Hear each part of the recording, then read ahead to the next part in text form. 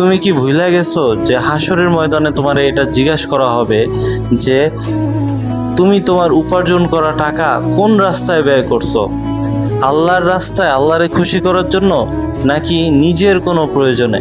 এখন যেই বাড়িটা তুমি 50 লাখ টাকা দিয়ে কিনতাছো বা করতাছো, বা যেই গাড়িটা তুমি 20 লাখ টাকা দিয়ে কিনতাছো, সেটা কি তুমি আল্লাহর প্রয়োজনে বা আল্লাহর খুশির জন্য করতেছো, নাকি নিজের প্রয়োজনে করতেছো? একবার চিন্তা করে দেখো।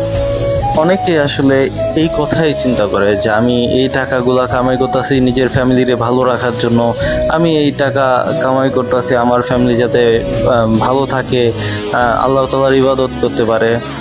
আচ্ছা, তুমি একটু সত্যি কথা বলো, হ্যাঁ, তুমি একটু মহান রবের কাছে সত্যি কথা বলো যে আসলে তোমার এত টাকা ইনকাম করার পিছনে, প্রবাসে গিয়া এত টাকা ইনকাম যে করতেছো, এটা কি আসলেই তোমার ফ্যামিলিরে ভালো রাখার জন্য?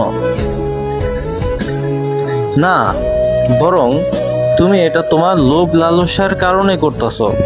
আচ্ছা, তুমি বলো, বাংলাদেশে যারা আছে, হ্যাঁ, তাদের পরিবার কি, যারা কিনা বাংলাদেশে থাইকা ইনকাম করতেছে, চলতেছে ফিরতেছে, তো তাদের পরিবার কি খারাপ অবস্থাতে আছে?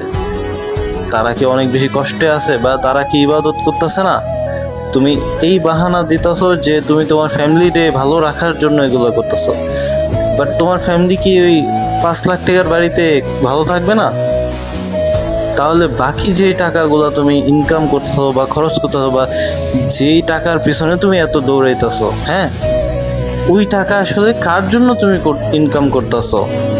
কার জন্য এত কষ্ট করতেছো? বাস্তবতা এটাই যে তুমি তোমার লোভের কারণে আর তোমার অহংকারের কারণে এগুলো সব কিছু করতেছো। তুমি এগুলা বাড়ি গাড়ি নারী এগুলো করতেছো শুধুমাত্র মানুষকে দেখানোর জন্য যে হ্যাঁ, আমার এটা আছে সেটা আছে, আমার এত যোগ্যতার কারণেই আমি আজ এই পজিশনে আছি।